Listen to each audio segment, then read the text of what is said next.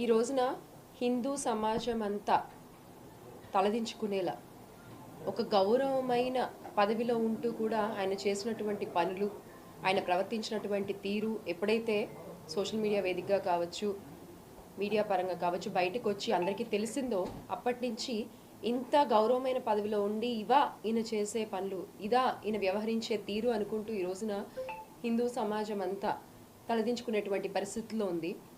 అటువంటి వ్యక్తి అంత పవిత్రమైన పదవికి అర్హుడు కాదు అని చెప్పి బిఆర్ నాయుడు గారిని ఆ పదవి నుండి, చైర్మన్ పదవి నుండి దించాలి, చైర్మన్ పదవికి రాజీనామా చేయాలి ఆయన తప్పు తెలుసుకుని అని శాంతియుతంగా వైఎస్ఆర్ కాంగ్రెస్ పార్టీ మహిళా కార్యకర్తలు అలాగే మిగతా కార్యకర్తలు అందరూ కూడా శాంతియుతంగా నిరసన తెలియజేస్తూ ఉంటే వాళ్ళ పైకి దాష్టికంగా చేసినటువంటి దాడి మనందరం కూడా చూసాం.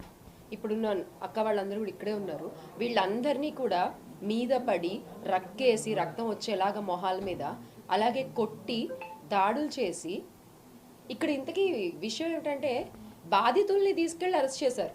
పోలీసుల కళ్ళ ముందే ఇదంతా జరిగింది, పోలీసులు చూస్తూనే ఉన్నారు జరిగిన దాడినంతా కూడా. కానీ వాళ్ళని కాపాడి బాధితుల్ని తీసుకెళ్లి అరెస్ట్ చేసి మహిళలని కూడా చూడకుండా సాయంత్రం 6 గంటల తర్వాత కూడా వాళ్ళని స్టేషన్లో ఉంచి మీరు ఏం చెప్పాలనుకుంటున్నారు? ఇదా మీరు వ్యవహరించే తీరు? మీకు తెలీదా ఈవినింగ్ 6 తర్వాత లాకప్లో సెల్లో ఉమెన్ని ఉంచకూడదు అన్న విషయం మీకు తెలీదా? అక్కడికి వీళ్ళు చెప్తూనే ఉన్నారు 6 తర్వాత ఉంచకూడదు కాదన్నా, మేము వెళ్తామన్నా, మమ్మల్ని పంపించండి అని అడుగుతుంటే కూడా ఒక్కళ్ళు రెస్పాండ్ అవ్వలేదు, స్టేషన్లో ఒక్కళ్ళు పట్టించుకోలేదు వీళ్ళ బాధని. ఇదా మీరు మహిళలతో వ్యవహరించే తీరు? మళ్ళీ తెల్లారు లేస్తే ఇంత పొడుగు పొడుగు ఉపన్యాసాలు చెప్తారు ఒక్కొక్కళ్ళు. నిజంగా బిఆర్ నాయుడు గారు ఆ పదవి స్వీకరించినప్పటి నుంచి, ఎందుకంటే నాకు ఆయన పేరు వెనకాల ఆ పదవి చెప్పడం కూడా ఇష్టం లేదు, అందుకే చెప్పట్లేదు. ఆ పదవి స్వీకరించినప్పటి నుంచి కూడా జరుగుతున్నటువంటి దారుణాలు మనం చూస్తూనే ఉన్నాం. ఎన్నో గోవులు చనిపోయాయి గోశాల్లో. దానికి ఆయనే బాధ్యులు. కొండపైన ఇష్టం వచ్చినట్టుగా మద్యం దొరుకుతోంది, కొండపైన ఇష్టం వచ్చినట్టుగా మాంసాహారం దొరుకుతోంది, దానికి ఆయనే బాధ్యులు. భక్తులు తొక్కేసిన అట్లా చనిపోతున్నారు, దానికి ఆయనే బాధ్యులు. సరైన కనీసం క్యూ లైన్లో ఉండే వాళ్ళకి మంచినీటి సదుపాయం కూడా లేదు.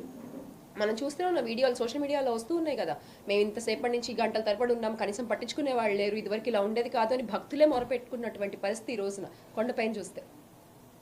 మొన్నటికి మొన్న లడ్డు వ్యవహారం అంటూ ఎంత దుమారం లేపారు, అసలు ఎన్ని అబద్ధాలు ప్రచారం చేశారు. మళ్ళీ నిన్న మీ వీడియోలు బయటకు వస్తే తప్పేంటి అని మాట్లాడుతున్నారు. ఎంత ఆశ్చర్యం అంటే తప్పేంటి అని మాట్లాడతారా మీరు?